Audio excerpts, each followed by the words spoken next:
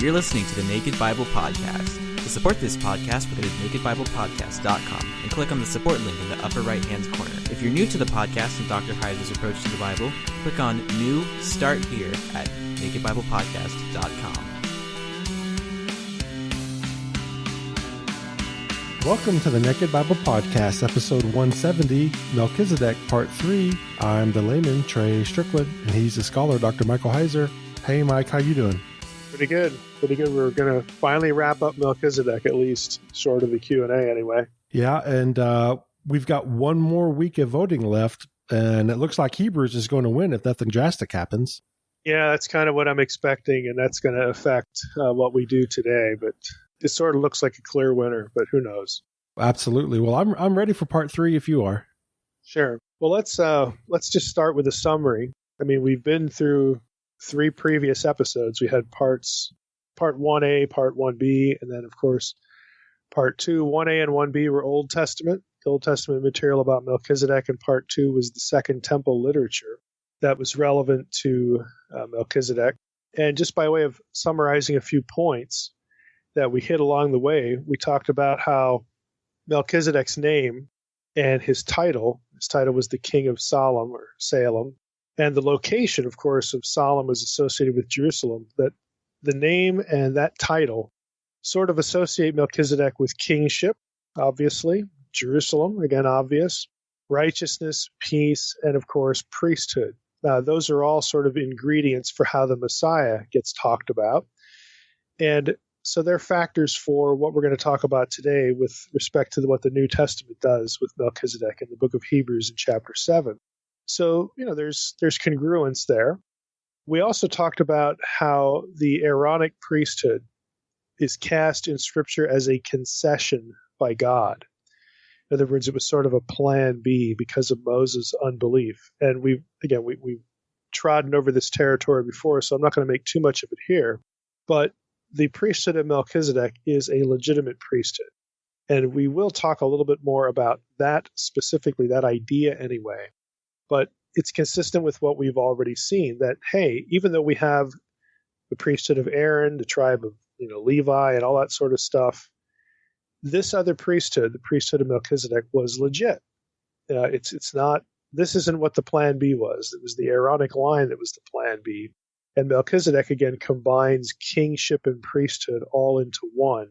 And that, as we talked about earlier, was sort of the ideal. And we're going to get that in the Messiah, in the Messianic profile. We're going to get both sides, both elements.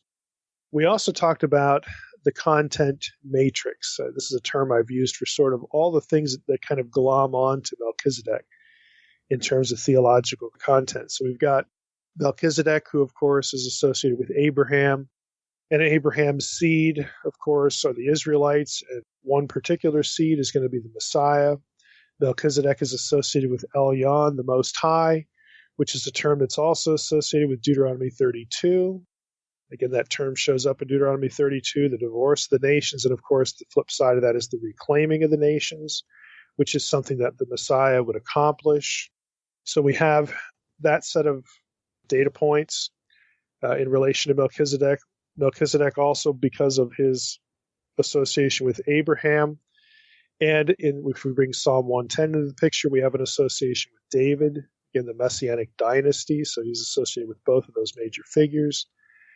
David, again, would himself actually do some priestly things, but not a priestly line. But what God does is associate the Davidic dynasty with the priesthood of Melchizedek, the line of Melchizedek, and so that's why the Messiah gets associated with him. So we've got all these mutual associations. We've got, again, this thing that I refer to as a content matrix, all of these subjects sort of converging when it comes to Melchizedek, so that we have, again, this priest-king figure, again, associated with Jerusalem as well. And it is, again, just kind of an obvious profile. We have this combination of things we said earlier was consistent with kind of the Edenic ideal as well. Think of Adam. We have the original Edenic king in Adam. And we call him king because he was the one who was supposed to subdue the earth. He was supposed to rule the earth on God's behalf. And this is what the covenantal language associated with Adam says. His status also made him sort of a mediator on earth between God and the rest of humanity, his own descendants. Again, that was the original profile. That idea of combining rulership and mediation in one person continues through the patriarchs all the way up to Moses. Melchizedek becomes part of that profile, again, because of the incident with Abraham.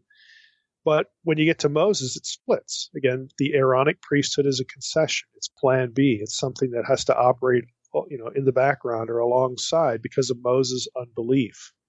So all of those things are important. When we come to, again, how to think about Melchizedek. The last element that I should mention, though, is that at no point in the Old Testament material do we get any impression that Melchizedek was a divine being. He's a human being. He's a priest. He's a king. I made the comment in a previous episode that he was the chief royal and priestly representative of the Most High God. That idea is actually going to become important for what we talk about today, really in explaining how in the world certain Jews during the Second Temple period began to view Melchizedek as a divine being. But again, the point at this juncture right here is the Old Testament itself doesn't really say that. It doesn't really call Melchizedek a divine being. But the fact that he is this main chief royal and priestly representative of the Most High God, again, in theory, between the Most High God and not just Abraham, but just generally, that is a significant idea, but it sort of gets misapplied or thought about incorrectly by some in the Second Temple period. Now, we know in the New Testament, which is what we're going to get into today, that Jesus and Melchizedek are going to be, compared. But I'm going to argue, again, that the point of the comparison is to compare Melchizedek to Jesus, not Jesus to Melchizedek. And that this is going to be why we get some of this divine being sort of language, and really how to parse it so that it's consistent with the Old Testament. Because again, the Old Testament does not have Melchizedek as a divine being.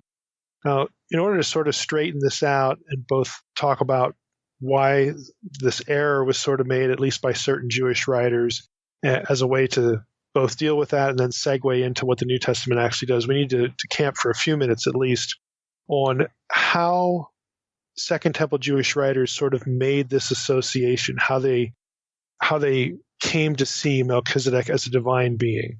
So how did this happen? How does that trajectory occur? Well, there's really sort of two things we need to be thinking about in tandem. One is the fact that Melchizedek, by virtue of his role as priest and king, again, and his relationship to this scene with Abraham, Melchizedek is sort of thought about because of that stuff as being the chief representative of Israel before God. And we could see how that would happen. This chief priest, chief king, the main priestly figure, the main dynastic ruler figure. Well, naturally, if he is that in God's eyes, then he would sort of be thought of as the chief representative of Israel to God and before God. Now, once that association is sort of entrenched in your head, that Melchizedek represents Israel before God as its king and priest figure, then another association gets factored into it. And here's where the problem happens. And that is, there is the prince language of the Old Testament. This association of priest, king with prince language, prince of Israel language, is how Melchizedek becomes a divine being in the minds of certain Second Temple Jews. Now, we need to unpack that. Here's how it's done. There are certain passages that use Prince of Israel language. Daniel 10:21. Who is Israel's prince in Daniel 10:21? Well, it's Michael. It's the archangel Michael. Now, Michael, of course, isn't called an archangel in the Old Testament. He gets that title in the New Testament and also in the Second Temple period. But Israel's prince is Michael in Daniel 10:21. You get the same idea in Daniel 12:1, where Michael is the great prince who has charge of your people. Again, angel speaking to Daniel. So there you have Michael as the great prince of the people of Israel. And so mentally, there were certain Jews that said, okay, Michael is the prince of Israel. And Melchizedek is the chief priestly representative and the chief royal ruling representative. This must be the same way, three different ways of talking about the same person. And so Michael becomes Melchizedek. There's another verse that gets factored into this, and this is in Joshua 5:14, where we have the prince of Yahweh's host. Now, some translations in English will have the captain of the Lord's host, or the commander of the Lord's host, or the commander of the Lord's armies, something like that. And this is clearly in Joshua 5. This is clearly a divine being, because when Joshua asks, hey, who are you? He says, well, I'm the prince, I'm the Sar. It's the same word as in Daniel 10 and Daniel 12 of Yahweh's host. Take off your shoes, from on your feet, because this is holy ground. It takes you mentally back to Exodus 3, the burning bush, where we have the angel of the Lord. So this is how, this sort of concatenation of ideas happens. You have this notion that because Melchizedek is the chief prince and priestly figure, the chief representative to God, not just to Abraham, but to the people of Israel, that chief representation idea gets merged or glommed onto or conflated with the language of the prince of Israel that occurs a couple times in Daniel 10 and Daniel 12. And so that's how Melchizedek and Michael sort of get fused or united in the mind, again, of some interpreters in antiquity, and also, to be fair, some interpreters nowadays. Now, do you see the problematic assumption, though? Do you see what the problem is if you think that way?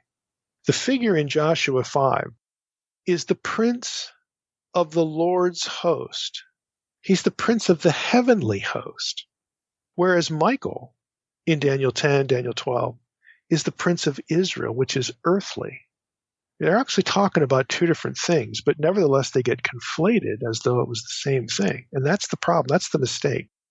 You cannot presume the figure of Joshua 5 and Michael are the same just because they're both called prince.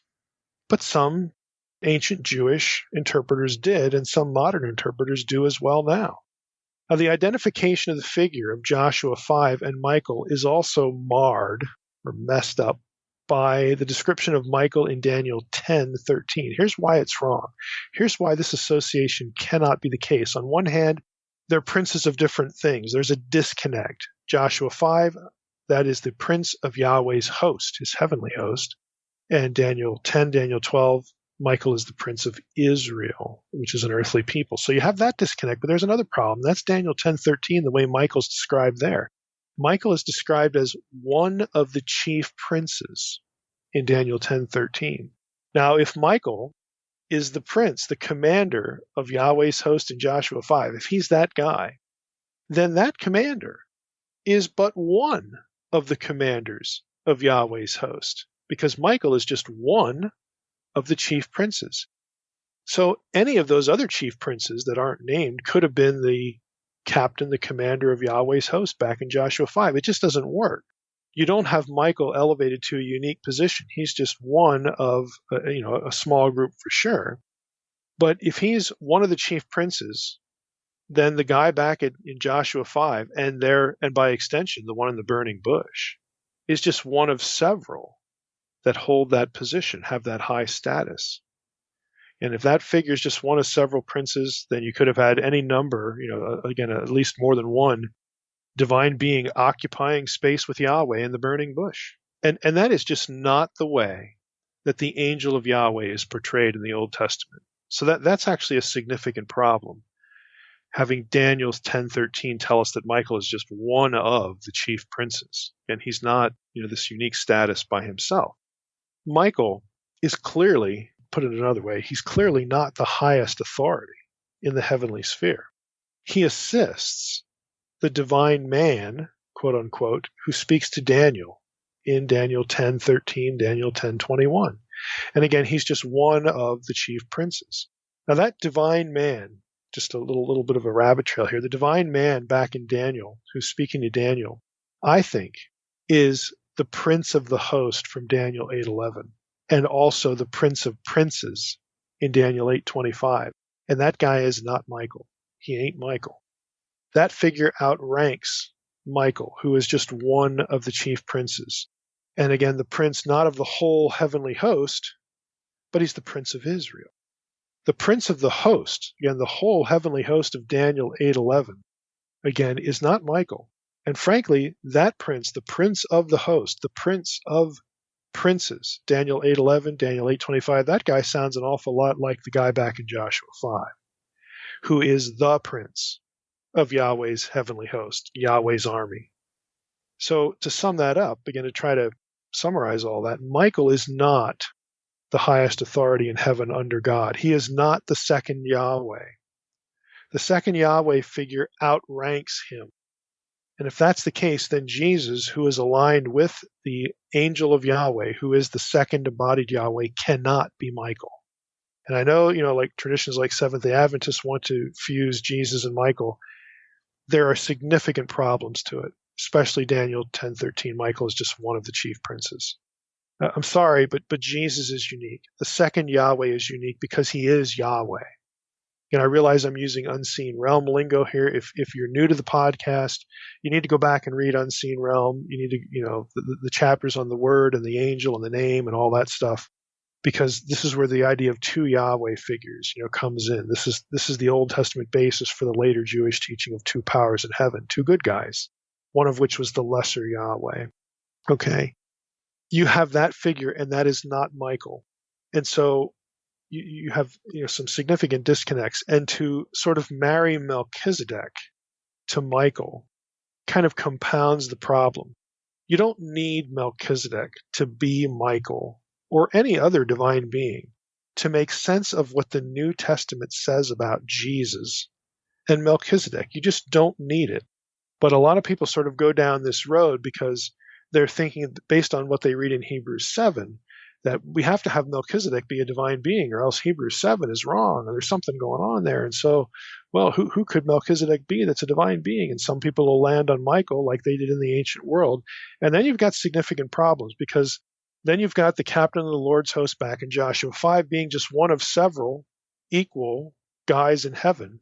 And then you got real problems when you have to import that back into the burning bush with the angel of the Lord, because the same language, take your shoes off, from off your feet because you're standing on holy ground, the same language is used in both places. So when you try to unite these things, really on the basis of the word prince, okay, you've got problems. So where I'm at here is Michael is different than Melchizedek. Michael is different, okay, than the prince of the host and the prince of princes. Michael is just what the scripture says he is. He's the prince of Israel. He is never called the prince of Yahweh's host, the whole thing. He is not the prince over the whole host. He is the prince of Israel. That's what he's called. So let's not conflate these figures, and we can avoid some, serious theological problems. And then going back to Melchizedek, to repeat what I just said, you don't need Melchizedek to be a divine being in the Old Testament to have Hebrews 7 make sense. And that's where we're going to go now. Again, this is an episode that we need to orient to the New Testament, and the two passages are the end of Hebrews 6 and on into Hebrews 7. So let's read those. I'm going to read Hebrews 6:13 through 20, which says this: For when God made a promise to Abraham, since he had no one greater by whom to swear, he swore by himself, saying, Surely I will bless you and multiply you. And thus Abraham, having waited patiently, obtained the promise. For people swear by something greater than themselves, and in all their disputes an oath is final for confirmation. So when God desired to show more convincingly to the heirs of the promise the unchangeable character of his purpose, he guaranteed it with an oath, so that by two unchangeable things in which it is impossible for God to lie, we who have fled for refuge might have strong encouragement to hold fast the hope set before us. We have this as a sure and steadfast anchor of the soul, a hope that enters into the inner place behind the curtain, where Jesus has gone as a forerunner on our behalf, having become a high priest forever after the order of Melchizedek. Now on into Hebrews 7, starting with verse 1. For this Melchizedek, king of Salem or Salem, priest of the Most High God, met Abraham returning from the slaughter of the kings, and blessed him. And to him Abraham apportioned a 10th part of everything. He is first, by translation of his name, King of Righteousness. And then he is also king of Salem, that is, king of peace. He is without father or mother or genealogy, having neither beginning of days nor end of life, but resembling the Son of God, he continues a priest forever. See how great this man was to whom Abraham the patriarch gave a tenth of the spoils. Now I'm going to stop there, in part because, again, it looks like we're going to be doing Hebrews, going through the whole book of Hebrews on the podcast. I want to focus on the language here used about Jesus and Melchizedek for this particular episode because, frankly, this is really what the episode is about. There are two interpretive options in scholarship for what I just read. We can either take what I just read literally, or we can look at it allegorically, okay, or analogically might be a better way to say it. And I'm going to just read a few excerpts from some commentaries here just so that you see the difference between those two options. So the first one here is from Peter O'Brien, his commentary, The Letter to the Hebrews in the Pillar New Testament Commentary Series. He writes, "These remarkable words have been understood in two significantly different ways. The first approach interprets without father or mother as divine predicates which were well known in Hellenistic sources. Without genealogy signifies unbegotten or uncreated and therefore of divine generation, while the crucial statement without beginning of days or end of life means that he was truly God and not merely a divinized mortal. On this view, Melchizedek is a divine figure, a heavenly being who is not part of this world." So again, that's one way, that's the end of the quotation. That's one way you can read this material in Hebrews 7. Of course, the problem is there's no hint of any of that in the Old Testament. Second Temple, you run into it, here and there, like 11Q Melchizedek, but if you remember the episode we did on the Second Temple period, there were other Second Temple writers that didn't think Melchizedek was divine at all. So they just cast him as a normal guy. So there was a difference of opinion there. But again, if you can read Hebrews 7 that way. Now, picking up with O'Brien again, here's the second way you can read it. The second approach takes the author's statements as an example of an argument from silence in a typological setting. Let me just break in here. So now we're talking about typology here. And again, for those who may not recall or don't know, a type is a nonverbal prophecy. It is something in the Old Testament, a person, an event, an institution that foreshadows or prefigures something yet to come. It's an analogy to something yet to come. Back to Lane's quotation. I'll just start from where I was at. The second approach takes the author's statements as an example of an argument from silence in a typological setting. If the first clause, quote, without father or mother, without genealogy, unquote, is understood in purely human terms within a Greco-Roman context, then this would discredit Melchizedek. Without father meant being considered illegitimate. Someone without a mother was the child of a woman of low social status. And without genealogy meant that one was disqualified from being a Levitical priest, according to Numbers 3, verse 10 and verses 15 and 16. So that's the end of the quotation. What do we do with this? Because neither alternative seems really that great. The keys to unraveling this passage, the end of Hebrews 6 and Hebrews 7, without disrespecting Melchizedek, without making him an illegitimate, kid or something like that, but yet also honoring the fact that the Old Testament does not cast him as a divine being. The keys to sort of navigating this, there's really two things. Let's just start with the first one, again, in my view, and those are the words without genealogy. That's an important qualifier because the point would be priestly qualification.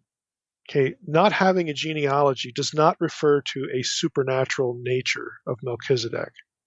Okay, that he had no parentage or something like that. We'll get to the other phrasing here. But without genealogy refers to the lack of a priestly qualification. Now, O'Brien, back to him, says this. Although Melchizedek could not have qualified for the Levitical priesthood, okay, he wasn't, a Levitical, there was no tribe of Levi, okay? This is Abraham's time. Melchizedek could not have qualified for the Levitical priesthood. He was still priest of God Most High. And Abraham recognized this. Moreover, since Genesis says nothing about Melchizedek's birth or death, his priesthood is cast as having no beginning or end. It was a divinely appointed priesthood that never ended. So you see the point here. You can take the language and say, oh, this refers to Melchizedek's origin as a human being. Well, he's not really human because he didn't have parents. He's a divine being. No, well, I mean, you can take it that way, but what O'Brien is saying, and again, where I'm landing, is that no, this description refers to a priesthood God created that has no beginning other than when God had Abraham, encounter this meeting. It had no genealogical beginning. It isn't rooted in parentage. It isn't rooted in tribal affiliation. It is a priesthood because God says it is. It has nothing to do with human origin or human lineage or human tribal affiliation. And that is the point. When we get this description about having no father or no mother, the point is not to claim that Melchizedek is a supernatural being. The point is to claim that he doesn't have a genealogy that fits the priesthood, and it doesn't matter. He is a priest of the Most High God because God said so. God approved of him. It had nothing to do with his birth circumstances at all.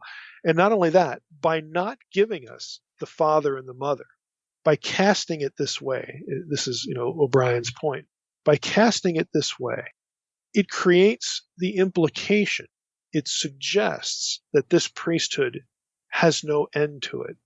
If it's not linked to human lineage, then by definition, it's not going to be terminated when that tribal lineage dies or that tribal lineage can't be determined by whatever, historical circumstance. It's independent of that.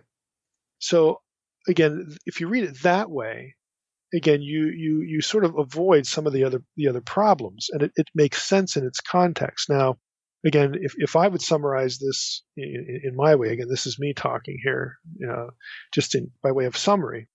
The implication is that Melchizedek was still the priest of the Most High, regardless of ancestry. That's the fundamental point.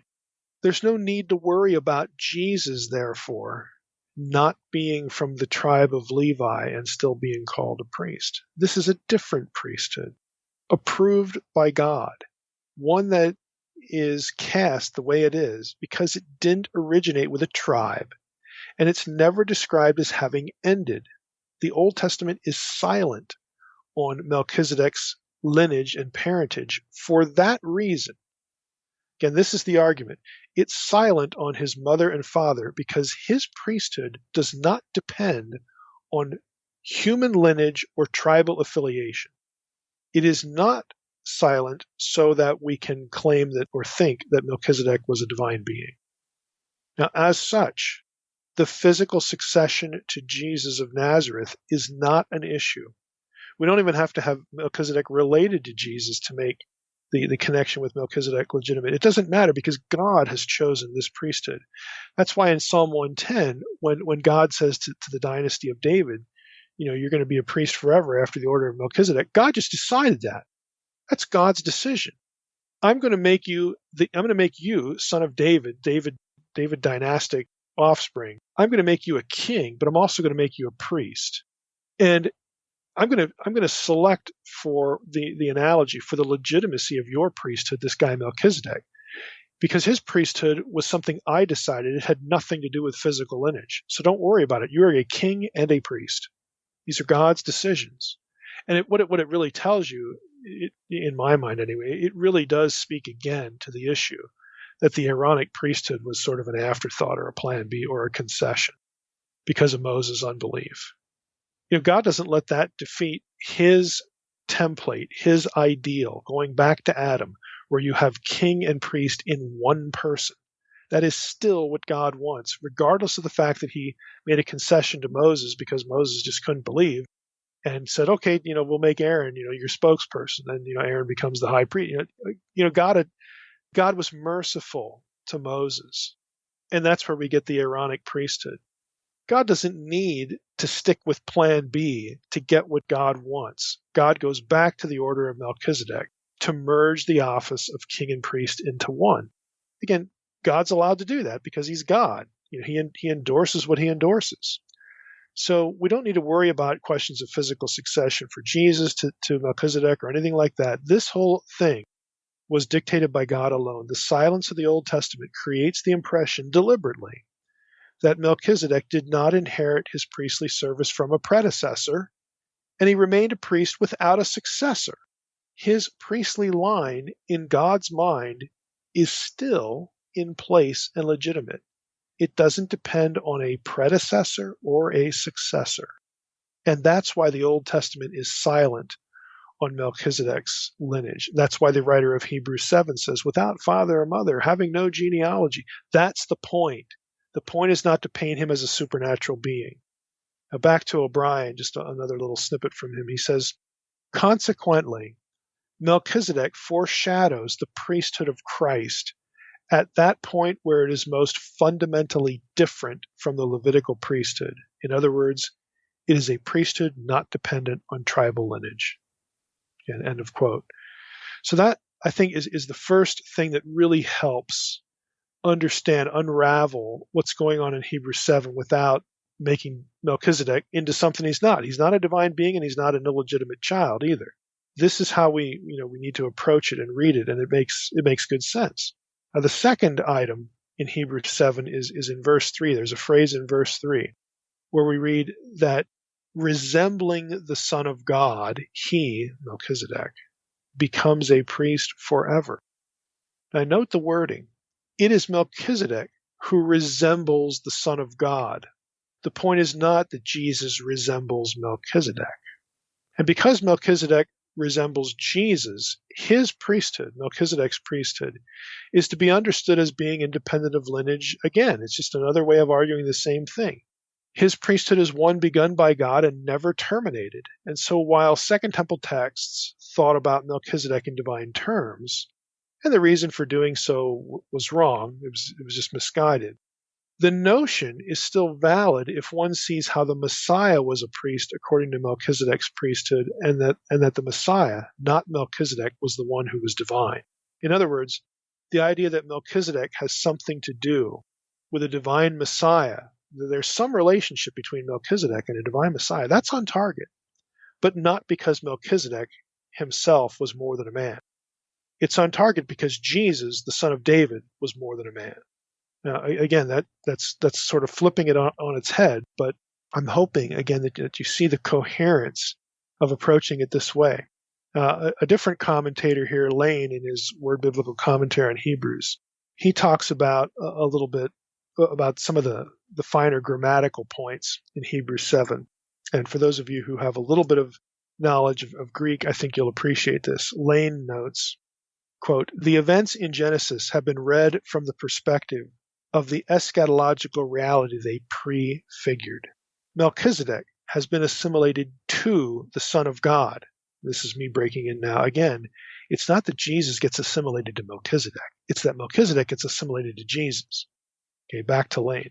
This implies that the predicates applied to Melchizedek have been colored by the writer's conception of the eternal Son, Jesus. That explains why the description of Melchizedek in verse 3 appears singularly stylized. The perfect passive participle, and the Greek here is apho moi omenos, is a divine passive. This is me breaking in now. That's a grammatical term that some commentators use. Okay. The perfect passive participle is a divine passive, translated having resembled, more literally. Having resembled the Son of God, having been made by God to resemble the Son of God.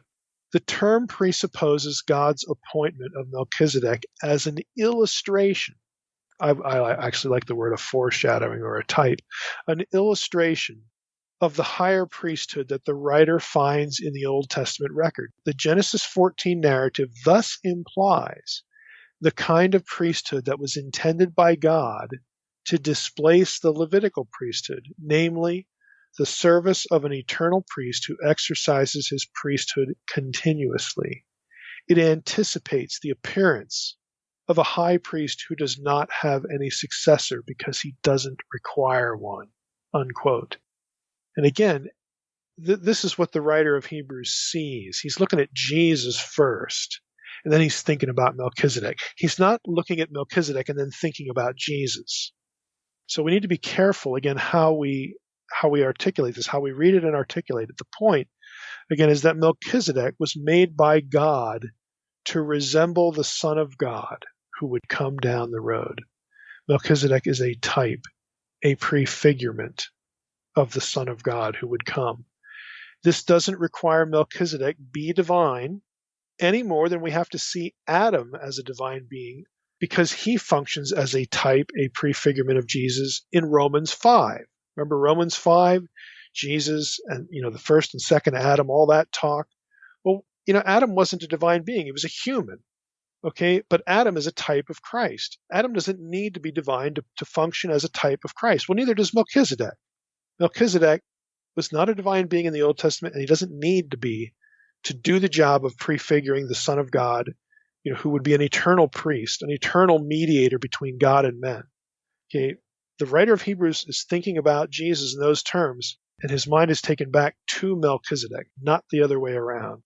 So the part about Abraham paying tithes to Melchizedek, I think validates the point. This Melchizedek was a legitimate priest of the Most High who deserved the tithe just like Levi would later. He preceded Levi, and his priesthood didn't extend from tribal lineage and never met an end. It coexisted once the Levitical priesthood appeared. It never went away. And the fact that it did, again, suggests that the Aaronic priesthood was a concession. Now, lastly, had any reader of Hebrews in antiquity known the chronology of Jesus' birth, and we've talked about this a lot on the podcast, I think that point, this point about his priesthood being transcended to Levi, would have been driven home even more. That Jesus was the one to bring atonement and set the captives free by means of the connection of those ideas to the Jubilee cycle would have been highlighted by God's eternal foresight and use of Melchizedek to foreshadow someone who would be both the son of David and a priestly mediator considered by God to be superior to the line of Aaron. Now, how does that work? And what about the birth? Well, for this, you need to be familiar with, again, my position. This is not just my position, but my position that Jesus was born on September 11th in 3 BC. Now, we devoted a whole podcast episode to that. It's episode number 138 as to why, that's the case. And we provided newsletter subscribers anyway. So please subscribe to the newsletter and you get access to this. We provided newsletter subscribers with scholarly literature that validate that this position is not a contradiction. It's not irreconcilable with Herod's death. There's a way to do the chronology there so that it works, based on Herodian coins and a few other things that are, problems in Josephus that other scholars have tackled in the peer-reviewed literature. So if you want that stuff, subscribe to the newsletter, you'll get it. Go back and listen to episode 138. So given that little bit of context, after the second Ezekiel 40 through 48 podcast that we did, that was about, me arguing really that the temple vision there should be viewed as, viewed non-literally to get our heads inside the Jubilee idea, because there are 60 references to Jubilee stuff in Ezekiel 40 through 48, 60 of them, actually a little over 60. That's not an accident, folks. When you do it that many times, there's something going on there. There are over 60 links between the idealized temple and the Jubilee cycle idea. After we did that episode, I got a question from Matthew in California that asked whether 3 BC, again, the birth year of Jesus, was a Jubilee year. And the idea he was angling for was that the birth of Jesus would have marked the Jubilee cycle. So what I did was I asked my astronomer friend, and for those of you who read my fiction, this is my Mantello character. I asked my astronomer friend about it and got back a really, really interesting answer. Okay, so here's part of his answer. He wrote, the year from 2 BC to 1 BC would have been a sabbatical year. The year 27 to 28 CE, or that's another way to mark AD, was also a sabbatical year and a Jubilee year, which means the birth year could not be a Jubilee year. So that was the answer to Matthew's question in California, and I sent that to him. But my source, my astronomer, continues. He says, the 27-28 CE or AD period, the Jubilee period, coincides with the beginning of Jesus' ministry, which was inaugurated at the event in the synagogue at Nazareth in Luke 4:14 through 16, and even a little bit more beyond that. This is where Jesus quotes Isaiah 61 about the Jubilee language being fulfilled today in your hearing. That's what Jesus said. Today in your hearing, this passage has been fulfilled. Now, there's some variability here. Some scholars, this is me talking now, some scholars, namely Trocme and Yoder, have the Jubilee year at 27 or 26 as opposed to 28, 27. Jesus' inaugural sermon would have probably have begun either in 26 or 27. Let's just put it in either one of those years. We'll overlap both those figures because at any rate, either of those dates align with a 3 BC birth and the statement in Luke 3:23 where Jesus, when he began his ministry, was, quote, about 30 years of age. So it aligns actually pretty nicely. Now think about the implications. Jesus walks into the synagogue in Nazareth to launch his ministry in a Jubilee year. He knows it's a Jubilee year. Then he quotes Isaiah 61 as stopping at Isaiah 61 verse 2, the first part of the verse. This is one of the passages that was central to 11Q Melchizedek. We talked about this in our last Melchizedek episode. They viewed 11Q Melchizedek, the writer there, viewed the coming of the Messiah was the coming of the Elohim of Psalm 82, who was about to set the captives free in fulfillment of the Jubilee idea. They read all of that. They read Psalm 82. If you remember the 11Q Melchizedek stuff, it gets into the war of gods and men and the allotment of the lot of Belial and the lot of Melchizedek, the good guys and the bad guys, having this great conflict. Again, because the Messiah is supposed to set the captives free, set the nation free. That requires conquest and overthrow of their overlords. So they're processing the whole thing militarily. They process Psalm 82, Isaiah 61, all that through the vengeance, of God. But that's actually where Jesus stopped. Let me just read you. Let me just go to Isaiah 61 to get our memories refreshed. Here's Isaiah 61. The Spirit of the Lord God is upon me. And this is the passage Jesus reads as he begins his ministry. Because the Lord has anointed me to bring good news to the poor. He has sent me to bind up the brokenhearted, to proclaim liberty to the captives, and the opening of the prison to those who are bound, to proclaim the year of the Lord's favor. And that's where he stops. The very next line is, and the day of vengeance of our God. And that's what Jews of the period had in their head, but Jesus actually stops. He doesn't quote that part of Isaiah 61. Why? Because what he's there for, his liberation of the captives, is wider and frankly more significant than military conquest. Humanity was to be liberated from spiritual darkness and estrangement from God because of what he was going to do. He quotes this passage but excludes the day of vengeance of our God because what he's thinking about is much bigger than that. So now think about all of that and what we said earlier about the content matrix with Melchizedek. You have Melchizedek. He blesses Abraham. He blesses Abraham's seed. He is priest of Elyon, the Most High. The Most High God was the one who disinherited the nations in Deuteronomy 32. This particular seed of Abraham, Jesus, son of Abraham, also son of David, was the one who would reclaim those nations. Because he was also the son of David, the son of Abraham. Remember that the passages we read in the Old Testament sections about how these references to the scepter by virtue of Psalm 110, the scepter not departing, from the king. And I mean, he's the son of Abraham. He's the son of David. He's a king and a priest. He gets associated with Melchizedek, who was also a king and a priest. And Melchizedek was the king of Jerusalem, the priest of Jerusalem. So there you get the Zion association there, all that together. Again, this is what the Messiah, the Messianic dynasty, was supposed to be. Jesus was a high priest, a mediator, and a king. He's the mediator according to Melchizedek's priesthood, the king according to the dynasty of David. He is the mediator between humanity and the Most High. He was the specific seed of Abraham who would reclaim the nations for the Most High. He was the son of David, whom Psalm 89, verse 27 said would be made the Most High son of David over the nations. And his ministry, all of that's who he is. And it all began. The enactment of who he was and what it meant all began in Nazareth in a Jubilee year, again with Jesus quoting Isaiah 61.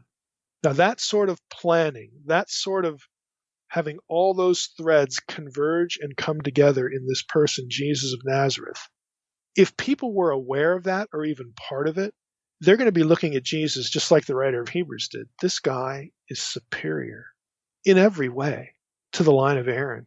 and the tribe of Levi. His dynasty was promised, again, to be an eternal dynasty and a never-ending dynasty. In other words, it's not going to be terminated. And his priesthood is also never-ending because he is a priest after the order of Melchizedek by God's own decision. And that priesthood had no predecessor and no successor. And again, you look at all of these circumstances, all of these threads converging. Again, if we had these things in our head, we would look at Jesus just the way the writer of Hebrews did, like I just said, that this is something greater, far greater, both in terms of who he was and God's unbelievably magnificent planning to bring all this together. This one is greater and represents a greater truth than Aaron and the law and the ritual and the priesthood of Levi. There's just no comparison. And that's really the fundamental point in Hebrews 7 about Jesus and his relationship to Melchizedek. All right, Mike. Well, that's a lot of Melchizedek. I'm sure we'll be covering more as we get into Hebrews if everything holds steady on the voting. Yeah, there's more in Hebrews 7, again, to talk about, but since that's pretty much the way it looks like, unless we have a flurry of interest in another book, we'll return to Hebrews 7 and pick up the other stuff. All right, that sounds good. And also, don't forget, please, if you have a question over the 3 parts of Melchizedek that we've covered, send me a question at treystrickland@gmail.com.